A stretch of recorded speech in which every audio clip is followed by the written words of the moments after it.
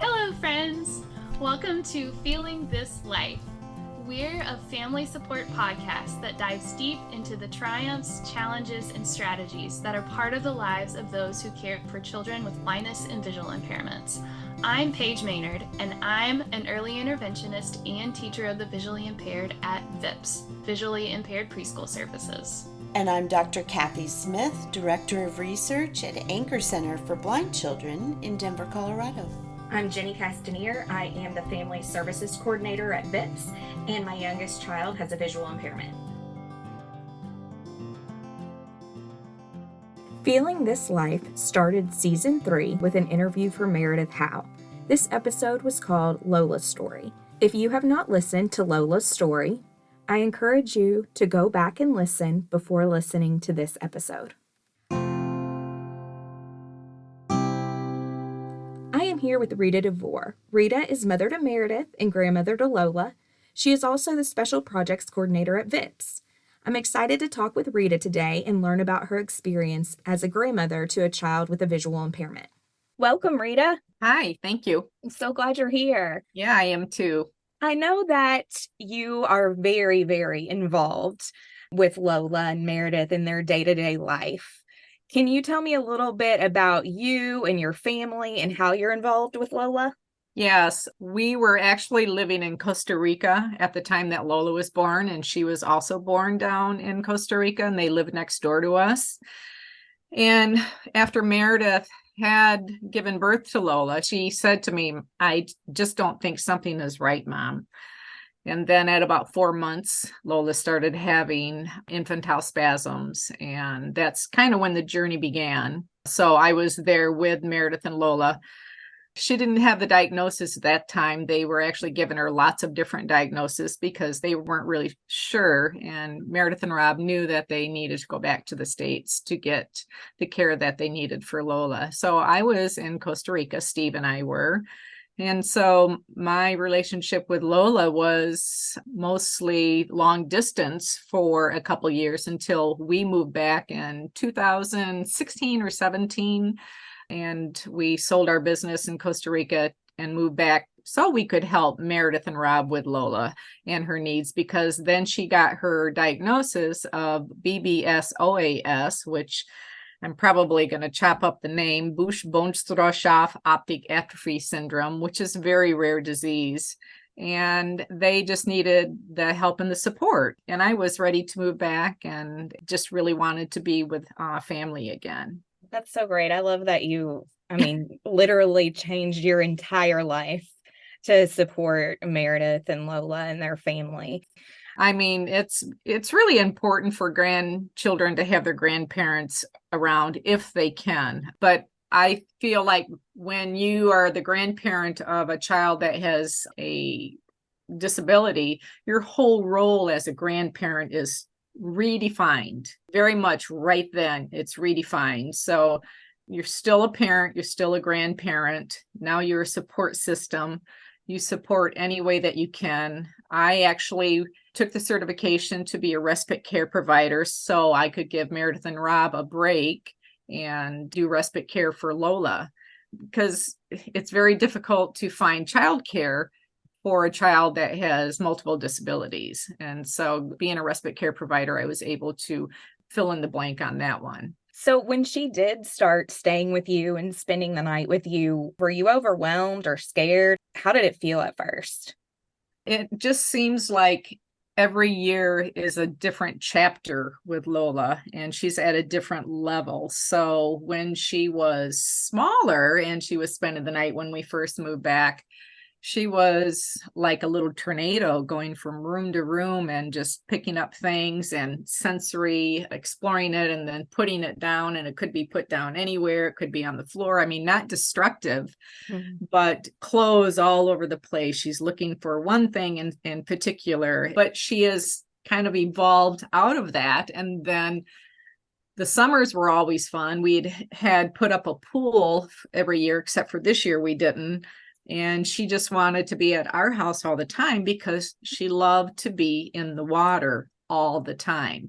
It has changed. We tried to have Lola spend the night Meredith would like her to spend the night a lot. but at least one night on the weekend. And it's very structured. She likes structure. So she's picked up right after school, so around the 3:15 mark. And then the minute that she's in the house, it's grandma snack, and then it's grandma videos, or grandma I'm tired, or grandma hungry. But I know kind of exactly where she's going to be at whatever time of the evening it is. And when she doesn't spend the night with me, if she's really tired, she is set up on her iPad where she can call me, FaceTime me. So they made it very simple. She just has a few contacts. And when she's in the evening, she goes to bed quite early. She will call me. And then if she's a little agitated and frustrated or overly tired, I'll ask her if she wants to do a book. And then it's yes. And she's got her favorite books. One is Sleepyheads and one is Be Kind. And so I actually put those on the iPad. You can find them on the iPad, but she has her favorite lady that reads the book. And so I set the phone down, and then I have the iPad set up, and then I just put books on. And so she can listen to the books as she lies in bed and falls asleep. Oh, I love that. Mm-hmm. It works really well. Yeah. She does have her things that she likes to do. She likes to go shopping. I do have a wheelchair at the house so that we can go for walks in the neighborhood and make it easy for her. And she likes to take the dogs. She loves to ride in the car, no matter what we do. Just going down the street to get gas. I do see instances of a typical grandmother granddad relationship. She knows she can call you. You're a comfort to her. She knows that at grandma's house, it's fun. There's the pool. She can watch a show. All grandmas have snacks. Not only are you really helping and really spending time with Lola and helping Meredith, but you are still getting to be grandma. Yeah. Sometimes her reward for getting off the bus without any meltdown, her reward is that she can call grandma. In Meredith's podcast, she talked a lot about the long road they had in finding the diagnosis. And I know you mentioned that at the beginning. You're in such a unique position because not only is it your grandchild that you're worried about and trying to figure out what's going on, but then you have this other side of it, that it's your daughter. Can you just tell me about that experience? Because I feel like the worry and weight that you would have for Meredith, it's different, but it's so heavy, just like you would be worried about Lola. Well, I do remember the day that I don't know if she FaceTimed me or if she just called me. I was in Costa Rica and she was in the States, and they had done the genetic testing, and she called me and she said that they had a diagnosis, and the diagnosis was the BBS-OAS. Also, it was a genetic mutation of the NR2F1 gene. I really didn't know what to say because I knew nothing about it. I don't think anybody knew what to say at that time because it's such a rare case. There's probably, as far as diagnosed in the world, under 150. I think is the last I heard. And I think she was like patient number 20, something like that. So nobody really knew what to expect. I mean, other than what we were seeing at the time, the epilepsy, the lack of the eye contact, the hypotonia, the global delays, the cortical vision impairment. I'm not sure if she had that diagnosis yet, the brain-based vision impairment. There were just a lot of things going on with her mentally and physically. And being that far away, you're not really sure how you can help other than just be there to listen and tell them that they're doing the right thing. You just listed off all of her diagnosis and all of that. You know your stuff. Even with my daughter, I mean, I know, but I keep notes on my phone just to check off and make sure that I got it right. And I don't know many people that would be able to just rattle it off. I think as a grandparent of a child with a disability, and I recommend this for all grandparents, is that they learn as much as they can about that diagnosis and never stop learning, because it does change. Science is a wonderful thing, and you just are doing yourself a disservice by not learning about the diagnosis so that you can learn how to help.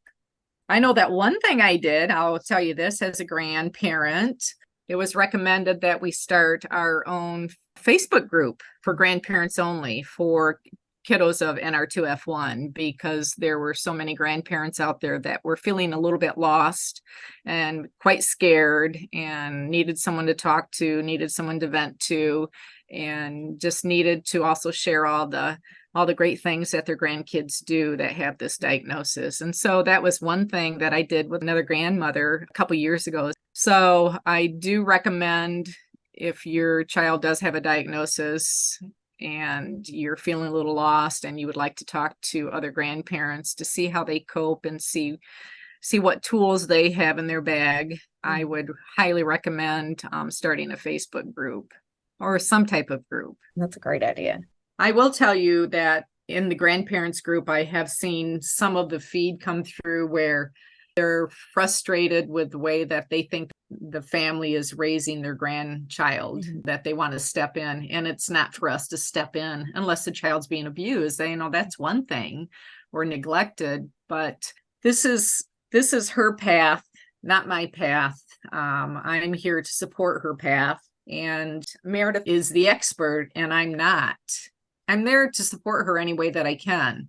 I will speak to you that Lola's grandfather, that she doesn't really call him grandpa. She likes to call him Steve. And she says it just like that. Steve was a learning experience for both of us and for him. I know it's sometimes very difficult to have a grandchild with multiple disabilities and the expectations that you want them to succeed in certain things, and then it doesn't happen, but the other successes are just incredible, as small as they might be. The full sentences, the saying please and saying thank you, taking care of your plate, having small tasks to do, taking the toothbrushes and putting them in the bathroom, even if it is the wrong bathroom, small little tasks they're just really incredible to watch. Every week that she comes over, it's something new. Sometimes not always what I want to see or hear.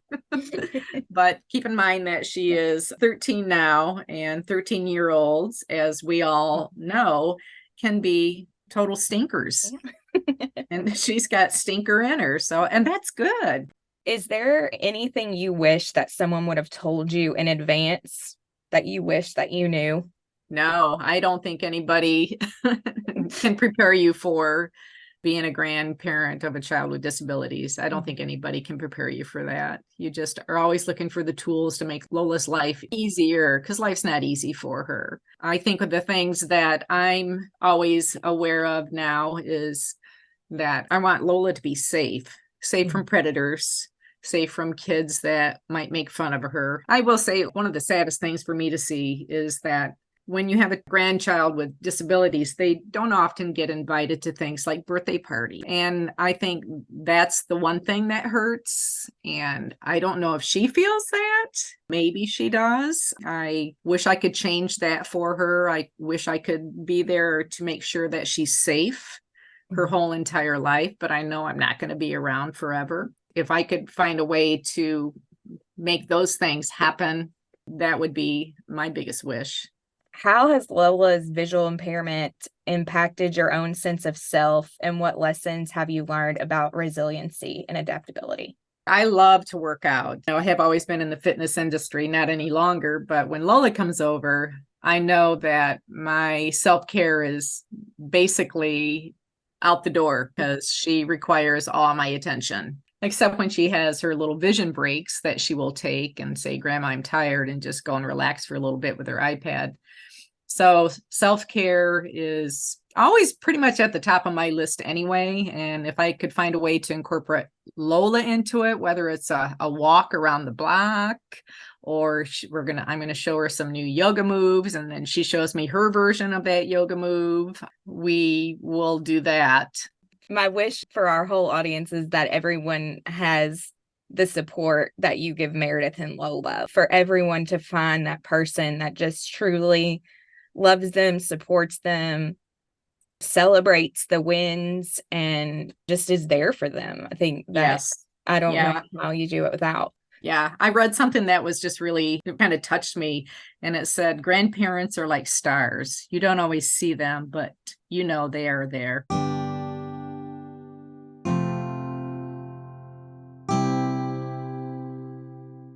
That was so good, Jenny. Thanks so much for interviewing Rita.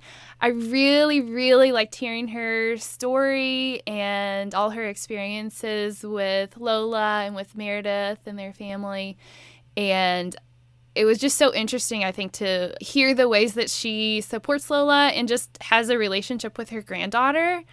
And it was making me also think about how all of the really cool things that she does might also be research-based. Yes. So, Cathy, what do you know about that? So I did a little digging, and there's not a whole lot of research, but I did read an article where they talked about kind of an overview of all the other studies that have been done. And it really tied in with what Rita was telling us. It gave some factors of what makes a really successful kind of grandparent relationship. And some of those things included residential proximity. So living close by makes it easier.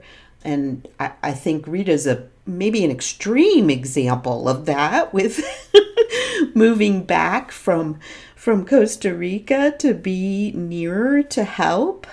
And then, but I think also that we need to talk about that if you're a grandparent who's listening and you don't live close by, to not worry that you have to move, because technology is a wonderful thing, and I know that we can encourage grandparents to use technology in different ways. I know, Paige, you have some ideas for some families you work with. You want to tell us about those? Yeah, I even thought it was cool that Rita, who does live close by to Lola, regularly uses FaceTime and technology to be able to connect with Lola. And, that just goes to show how important and how impactful that it can be. And I have a family that I work with right now, and part of their regular routine is that their grandparent who lives in another state will read a book with them on, a regular basis in the evenings, like before bed. And it really, I think, helps with, that connection both sides. The book that they read is like a specific one, or like from a specific library. And it's also really cool because the child's family parents at home have worked to make a story box of all of the items that are within the story. So it really helps with the connection, I think, with grandparent to grandchild, and then also with the parent as well. So that's a way that they use technology to be able to connect even though they're not close. And it really seems like their relationship is so much better because they're able to use some of those things that they know to help to be able to connect whenever they're not physically close. That's a great idea. I love that, how they incorporated it. Not only are they meeting every day, but then it's, hands-on for the child too. And I'm sure it's a super exciting time of day for the child. So that's really neat. Yeah, they showed me the book one time, and I was like, oh, this is amazing. This little kiddo has CVI. And so they were already thinking about, like, even before they got the objects, okay, what would be most accessible to him? So they picked a book like all about red things, and it was like talking about a red crayon and a red apple and all of these things. So I just thought it was really cool that they even were thinking about that beforehand. And, even just talking about that reminds me too that Rita was talking so much about learning about Lola's diagnosis and what was going on. And of course, this family did as well, that they purposefully chose a book of real objects that were read for their grandchild. So I thought that was really cool. And what is there research on that too, Cathy? There there is. That's the perfect segue into the second factor that talks about that grandparents really need to have a good understanding of whatever their grandchild's disability, and however they can get that information is highly encouraged. So whether it's information from the parents share, or that they, like Rita said, they developed a Facebook page that they participate in so they can talk to other grandparents, or if they just do some research on their own on that particular disability, that the more understanding they have of that disability, the better the relationship is going to be all around. And certainly part of that understanding is going to be spending time with the child. So even if it's over the iPad, seeing that child's reaction to the book or the activity that you're doing together can help learn. I think one of the things that I found really interesting in the article was that it talked very much about generational change, that grandparents in the past have been maybe a little hesitant or a little not as comfortable with their grandchild's disability, but that there's over time they're seeing that changing, that grandparents are really learning just as much about from the parents and about the child, and participating and wanting to be a part of that child's life. So that's a really good thing, and another great reason for inclusion, right? So the more That's right. fear and not understanding about what's going on comes from not understanding, not knowing. So the more that we know about what children can bring us, the better. Yeah, and I think that you see that proven in lots of things, even just with general conversations with kids. The more they understand something, the less anxiety there is around it and the less they fear it. Exactly. So, just taking the time to learn is the first step. And I don't think anyone's expecting you to be able to completely care for that child, whether it's overnight or like Rita does for a weekend, but just to be able to be knowledgeable about the child's situation and how that helps you like interact with the family and with the child. So I know with our family, one thing that's helped is that my parents from the beginning, they've been in this experience with us. So they've kind of learned as we learned. Like we've said before, we don't have an actual diagnosis and things like that. So they've kind of learned to not know and how we work through that as we go. But because they've been so involved, they kind of know where we stand and what Hannah's thoughts are, and they're kind of able to help in that situation. So, for example, we've had this surgery on the table for Hannah for a long time, and it's always been, it's risky. It could help. It could not. It could make things worse, and she gets around really well. And now that Hannah's older and she understands the conversations between us and the doctor in the room, we've really tried to include her. And she's told me before, like, I don't want to have surgery, Mom. Like, I'll be fixed in heaven one day. I'm not worried about it. And, I tell her, like, I definitely, we want to hear this from you. This is not something that we're going to just like push you into surgery. We have a choice here. It's not life or death. So, we want to include you in this. And I think like after our last appointment, every time she goes, she's 6 months older, so she can comprehend a little bit more. And of course, it's always a big topic of conversation. And she told my mom, the next day when she picked her up from school, like, I really don't want to have surgery. And my mom was able to say, like, yeah, I'm so glad that you're telling us this. And she was kind of able to reinforce what we had said to her, that, hey, we're going to include you in this decision. Like, we're looking at this from all angles. It's not something that we're going to definitely do or definitely not do.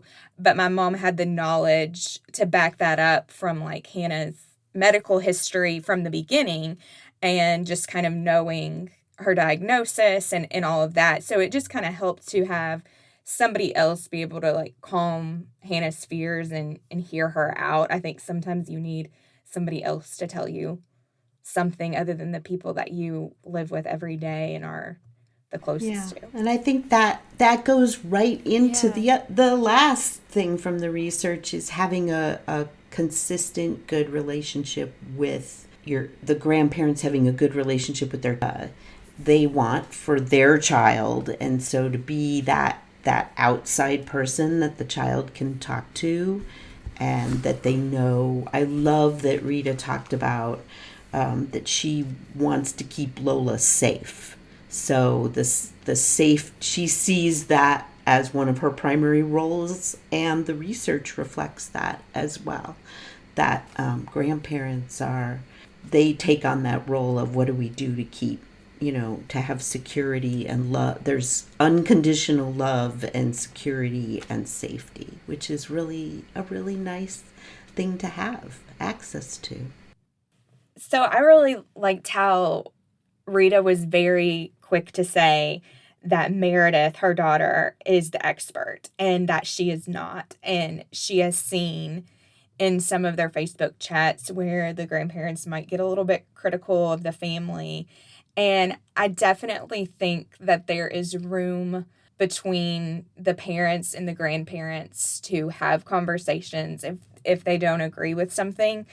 We all learn by answering questions and being accountable, things like that. But at the end of the day, the parent is the one that is taking the lead with this and being in charge of the child. So kind of like my husband talks about in their like board meetings, they all come to a decision. And even if one person doesn't agree, they all know that they're here for the best part of the organization. So when they leave that table, it's not all of us agreed except Steve over here who didn't like this situation. Steve would say, this is what we're doing, and like pump it up and go. And so the grandparents, even if they don't agree, at the end of the day, it's about the child. And so we all need to be on the same page and like be very supportive and that sort of thing. So I appreciated her saying that. Yeah, I loved how she said, like, I wrote down her quote in my notes, it's not for grandparents to step in. And I think that can be a really powerful thing whenever you decide to, both be on the same page, even if you don't always agree about things. And I think as well that there can be some challenges to that. So one thing I like even about the title of our podcast is we talk about like feeling this life. We may have beliefs about, what should happen, with the kiddo or whatever that it might be. And a lot of those are rooted in like how we feel about something, or like what is like deeper rooted within us. And so it's a good opportunity to like open up that conversation and say, okay, why is it that you feel this way? And, there might be something that's like underneath that is impacting all of that. And if you can kind of like pull out some of those things as you're working on your relationship with your adult child or your parent who is also the grandparent, I think some of those things can help you to get on the same page. Yeah, I agree. And I just want to caution everyone to make sure that you, even if emotions run high, to almost even schedule those conversations, because you have no idea what a child listening to and how much they understand. So that's so smart. I think not having out those things with the child right there is probably the best way to go.